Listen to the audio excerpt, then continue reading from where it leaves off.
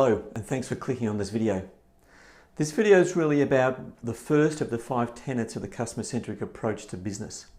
So why do we take a customer-centric approach to business? Well, the reality is in what we're doing in management and in leadership and in businesses most these days is based on practices and ideas that came out of the last century, and particularly around industrial age management. And that's all about controlling people, that is the employees of the business. It's all about producing stuff and then marketing it and getting it out. And they were the couple of key principles around the industrial age of management and leadership, if you like. Today we're in a different economy. The economy that we exist in today is far more a connection economy, and it's far more an economy that's built on experience. In other words, in the last century, people got value or utility out of buying goods. These days, we tend to get more value out of doing things, on value in the context of what we do in terms of the experience that we have. If we go to a restaurant, it's not just the quality of the food, it's the experience, it's the environment. If we purchase a product, we just have to look on YouTube of all the unpacking and unboxing and all of the products that go on. It's the experience of having and the thing itself and taking it out of the box. So we're in a different economy. It's not an economy like the industrial age. It is an economy that's based on experience and connection, going back to the human side to it.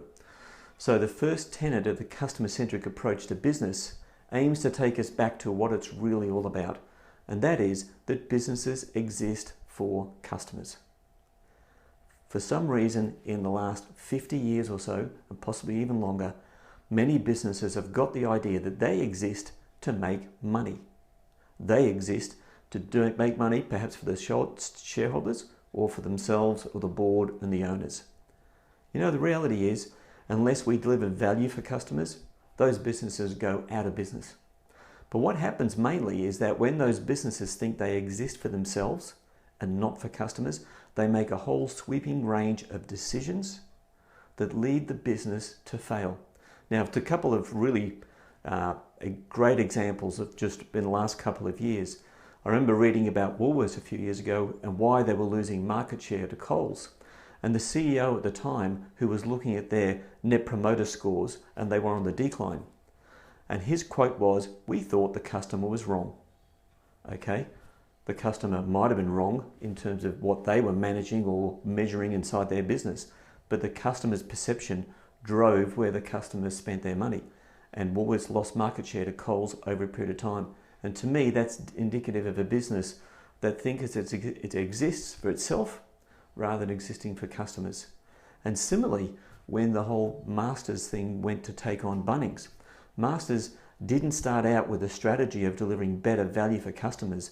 Masters started out with a strategy of trying to, quote, starve the oxygen out of Bunnings. So they called it Project Oxygen. And the whole focus was to try to take oxygen out of the market so that Bunnings would struggle. Bunnings stuck to their game, they delivered service, they delivered value to customers, and Masters ended up going out of business. And it just keeps on going.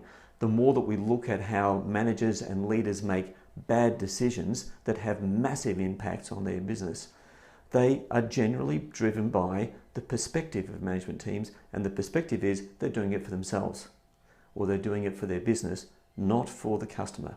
Another great example, Wells Fargo. In the US were second largest bank. They were fined hundreds of millions of dollars. The execs passed down targets onto employees, so they had to cross-sell products into their customers. The only way that these people could get those KPIs was to open up false accounts and false credit cards and all that sort of stuff, and that was going on for years. They eventually got found out as an organisation, got fined a few $100 million. The CEO resigned, a whole bunch of people were sacked. The biggest issue, they lost the trust of their customers. Now and possibly for many years to come. That decision was about thinking that they exist for themselves and not for their customers. So the first tenet of the customer-centric approach to business is businesses exist for customers. Thanks for watching.